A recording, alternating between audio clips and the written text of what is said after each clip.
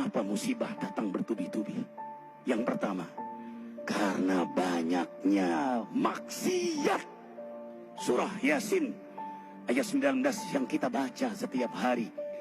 Kemalangan terjadi, musibah terjadi, malapetaka terjadi karena dosa keterlaluan kalian kepada Allah. Yang kedua, karena banyaknya orang berbuat zalim. Dengarkan surah Qasas ayat 59. Kami tidak akan menghancurkan satu daerah kecuali para penduduknya banyak berbuat zalim. Anak durhaka pada orang tua, istri yang berani kepada suaminya, perampok, pembunuhan di mana-mana. Ini mengundang bala bencana. Yang ketiga, mengundang bala bencana karena kelakuan tangan-tangan manusia.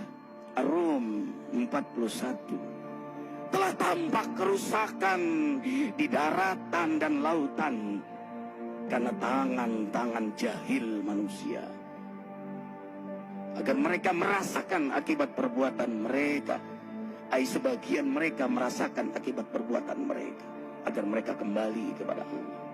Yang keempat, bencana terjadi karena para tokoh melakukan kemaksiatan dan kezaliman.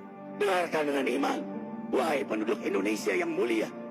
Bila kami ingin menghancurkan suatu negeri, kami perintahkan para tokohnya untuk taat kepada Allah.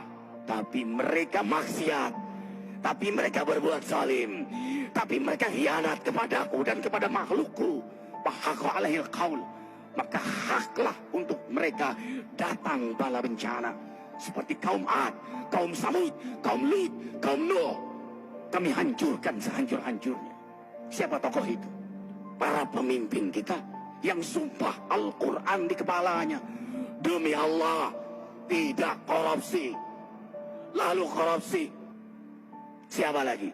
Hartawan, orang-orang kaya yang dengan harta berpoya-poya, sombong, maksiat dengan kekayaannya di tengah orang yang banyak menderita.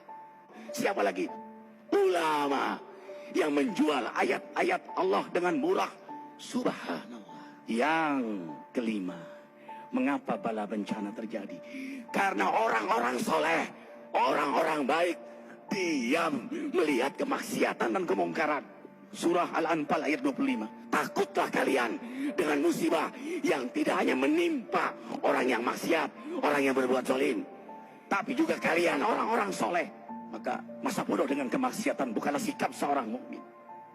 Amar ma'ruf nahi mungkar adalah amal cerdas. Yang keenam, justru karena rahmat Allah, karena peringatan yang Allah hadirkan agar hadir mahkamah kesadaran kita. Ikhwah, dengarkan dengan iman surah Al-Baqarah ayat 155, 156, 157.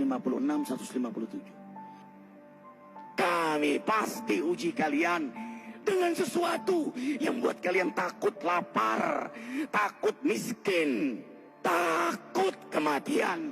Tapi kabarkan berita gembira bagi hamba Allah yang sabar dari semua ujiannya, yang mereka berkata, sesungguhnya kami milik Allah dan sungguhnya kami akan kembali kepada Allah. Yang terakhir, yang ketujuh, ada yang nanya, bagaimana yang maksiat yang selamat? Tenang-tenang saja. Yang berbuat zalim malah sukses. Di mana keadilannya? Allah Maha Adil.